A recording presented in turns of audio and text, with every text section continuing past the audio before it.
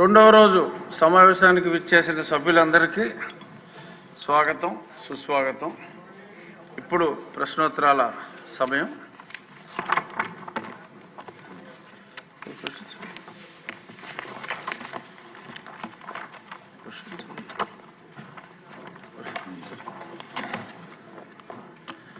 Question number 1007 అనగానే సత్యప్రసాద్ గారు, but అడిగిన సభ్యులు లేరు. Deemed to have been answered. Question number 883 ఆరోగ్య వైద్య కుటుంబ సంక్షేమ శాఖ మంత్రి. ధన్యవాదాలు అధ్యక్ష. గౌరవ సభ్యులు శ్రీ మహమ్మద్ నసీర్ గారు అడిగిన ఏ ప్రశ్నకి సమాధానం, ప్రభుత్వ ఆసుపత్రులకు 11/8/2025 నాటికి 110,21,00,000 బకాయి బిల్లులు ఉన్నాయి. మరియు గవర్నమెంట్ జనరల్ ఆసుపత్రి గుంటూరుకు 4,09,00,000 బిల్లులు ఉన్నాయి, పెండింగ్లో ఉన్నాయి. బి ప్రశ్నకు సమాధానం, రాష్ట్ర ప్రభుత్వం FIFO first in first out ముందుగా వచ్చిన వారిని ముందుగా పంపించడం ప్రాతిపదికపై నిధులను విడుదల చేస్తున్నది. ఆర్థిక శాఖ యొక్క సాధనోపాయాల ప్రకారం నిధులు విడుదల చేయబడుతున్నాయి. ధన్యవాదాలు. అబ్దుల్ మొహమ్మద్ నజీర్ గారు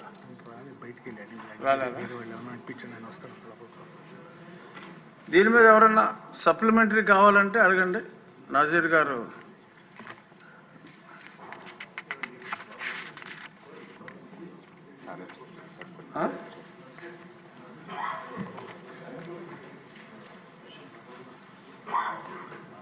వచ్చారు.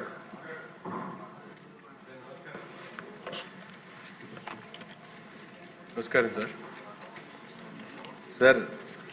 ప్రభుత్వ ఆసుపత్రి గుంటూరు ప్రభుత్వ ఆసుపత్రి కోస్తా జిల్లాలకే ఒక ఆరోగ్య ప్రదాయనిగా గత 100 సంవత్సరాల చరిత్ర కలిగినటువంటి ఆసుపత్రి అండి. దాదాపు గత ప్రభుత్వంలో ఉన్నటువంటి ఈ ఆరోగ్యశ్రీ పథకం నేడు ఎన్టీఆర్ వైద్య సేవ పేరుతో కొనసాగుతూ ఉంది. పూర్తి స్థాయిలో ఆరోగ్యశ్రీకి సంబంధించినటువంటి గత ప్రభుత్వంలో అనేక బకాయిలు పెట్టి ఇప్పటి వరకు దాదాపు 22 కోట్ల రూపాయలు బకాయిలు ప్రభుత్వ ఆసుపత్రికి ఉన్నాయి. వాటి మెయింటెనెన్స్ కూడా ఇబ్బంది అవుతున్నటువంటి పరిస్థితులు ఉన్నాయి. ముఖ్యంగా ఈరోజు చూసుకుంటే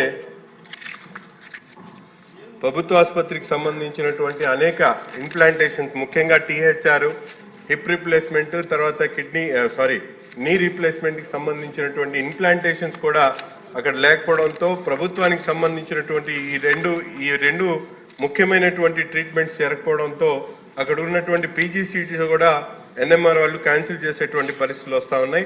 అందుకని ఆరోగ్యశ్రీలు ఏదైతే పెండింగ్ ఉన్నాయో వాటిని వెంటనే విడుదల చేస్తే అనేక రకాలుగా హాస్పిటల్ ఇబ్బందులు పడుతున్నటువంటి పరిస్థితులు ఉన్నాయి. ముఖ్యంగా ఎప్పుడు అవసరమైనటువంటి అనేక ట్రీట్మెంట్స్ ఈరోజు చూస్తూ ఉన్నాం. ఎందుకంటే గత ప్రభుత్వంలో ఆరోగ్యశ్రీ పేరుతో తీసుకున్నటువంటి ఈ పథకాన్ని మార్క్ పేరుతో, అంటే ప్రభుత్వ ఆసుపత్రిలో జరిగేటువంటి ట్రీట్మెంట్స్ సంబంధించినటువంటి నిధుల్ని ప్రభుత్వం తిరిగి 40% తీసుకోవడానికి మార్క్ అనేటువంటి ఒక రెగ్యులేషన్ని పెట్టి దాని ద్వారా మళ్ళీ ప్రభుత్వాన్ని తీసుకునేటువంటి ఏర్పాటు చేసుకోవడం వల్ల ఈరోజు గుంటూరు ప్రభుత్వ ఆసుపత్రి దాదాపు 100 సంవత్సరాల చరిత్ర కలిగి దాదాపు 1500 పడకలతో ఉన్నటువంటి ఆసుపత్రికి ప్రతిరోజు 3000 మంది పేషెంట్స్ వస్తారండి.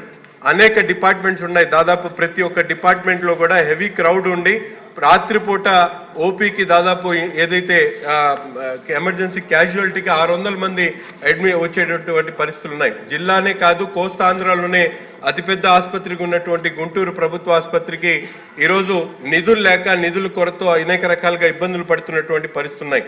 మన ప్రభుత్వం వచ్చిన తర్వాత అనేక మంది దాతలు ఈరోజు దాదాపు జిమ్ఖానా వాళ్ళు 100 కోట్లతో మా child and mother and care కోసం 100 పడకల ఆసుపత్రిని వాళ్ళు రెడీ చేస్తూ ఉన్నారు. అలాగే డోనర్స్ అనేక మంది సర్వీస్ బ్లాక్ కోసం 10 కోట్లు, ఇంకో ట్రామా కేర్ కోసం 10 కోట్లు బయట నుంచి వచ్చినటువంటి డోనర్స్ ఇస్తూ ఉన్నారు.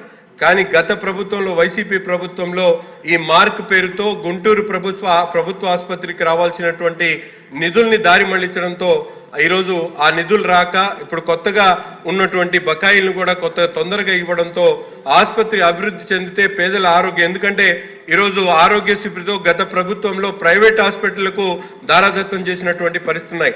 అనేక సందర్భాల్లో చూసాం.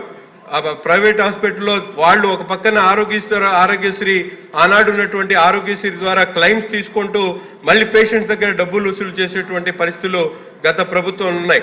ఈరోజు ఎన్టీఆర్ వైద్య సేవ పేరుతో పేరు మార్చిన తర్వాత అనేక ప్రక్షాళన చేసి అనేక కార్యక్రమాలు ఈరోజు జరుగుతూ ఉన్నాయి.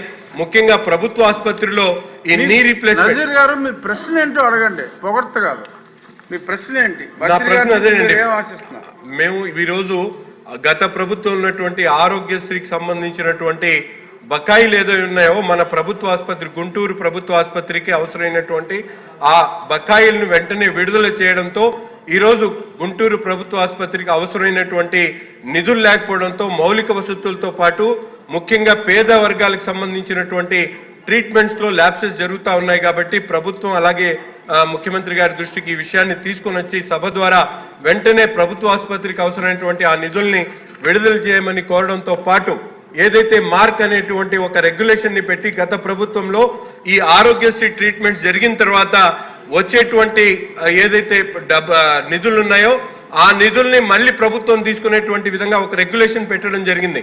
ప్రభుత్వ ఆసుపత్రి ఆ రెగ్యులేషన్ అనేది తీసేస్తే ఈరోజు ప్రభుత్వ ఆసుపత్రికి వచ్చేటువంటి నిధులు పూర్తిగా రావడంతో ఆ ఆసుపత్రి పూర్తిగా అభివృద్ధి చేసేటువంటి ఆలోచన అభివృద్ధి చెందుతుందనేటువంటి విషయాన్ని ఈరోజు సభ ద్వారా గౌరవ వైద్య శాఖ మంత్రి గారికి అలాగే ముఖ్యమంత్రి గారికి తెలియజేయడానికి ఈ ప్రశ్న ఎత్తడం జరిగింది. సార్ మంత్రి గారు మరింత పరిచే విషయం మీద వారు ప్రశ్నలు లేవనెత్తారు. వారికి అభినందనలు తెలియజేస్తున్నాను. ఈ ప్రభుత్వం కూటమి ప్రభుత్వం చంద్రబాబు నాయుడు గారి నాయకత్వంలో పవన్ కళ్యాణ్ గారి నాయకత్వంలో అధికారంలోకి వచ్చిన తర్వాత ప్రభుత్వ ఆసుపత్రులకు ఉన్న బకాయిలు చెల్లించడం జరిగింది. అధ్యక్ష 457,47,45 బకాయిలను చెల్లించడం జరిగింది. అయితే ప్రస్తుతానికి ఈ రాష్ట్రంలో ఉంటున్న గవర్నమెంట్ ఆసుపత్రులకి ఇంకా 121,21 చెల్లించాల్సి ఉంది. వాటిలో తొందరలో కూడా వాటిని కూడా చెల్లిస్తాం. అదేవిధంగా గుంటూరు ప్రభుత్వ ఆసుపత్రికి సంబంధించి గౌరవ సభ్యులు అడిగారు పెండింగ్ బిల్లుల గురించి. పెండింగ్ బిల్లులు బకాయిలుగా ఉంటున్న 20,24,00,000 చెల్లించడం జరిగింది.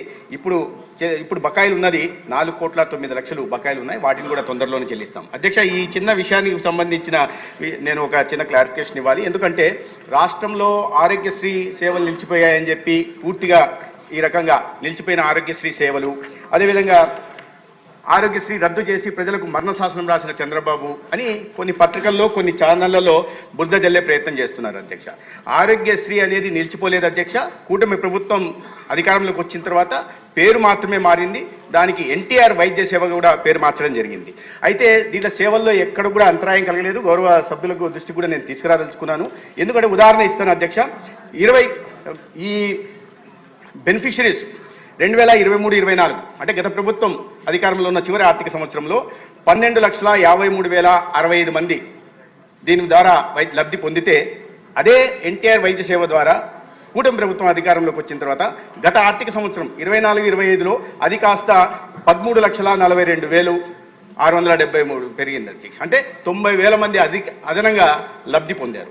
రెండో విషయం ప్రీ ఆథరైజేషన్లు ఇచ్చిన మొత్తం 2023-24 ఆర్థిక సంవత్సరంలో 3,758 కోట్లు అయితే, అదే మా ప్రభుత్వం వచ్చిన తర్వాత అధికారంలోకి వచ్చిన తర్వాత అది కాస్త 4,079 కోట్లకు పెరిగింది. అంటే దాదాపు దీంట్లో కూడా 260 కోట్లు పెరిగింది అధ్యక్ష. కాబట్టి ఆరోగ్య సేవలు నిలుస్తున్నాయి అని చేస్తున్న అసత్య ప్రచారంలో ఏమాత్రం నిజం లేదు. రెండో విషయం, ఎందుకు పెరిగింది ప్రీ ఆథరైజేషన్ అడ్మిషన్ బెనిఫిషరీస్ ఏమో 6.88% పెరిగారు అధ్యక్ష.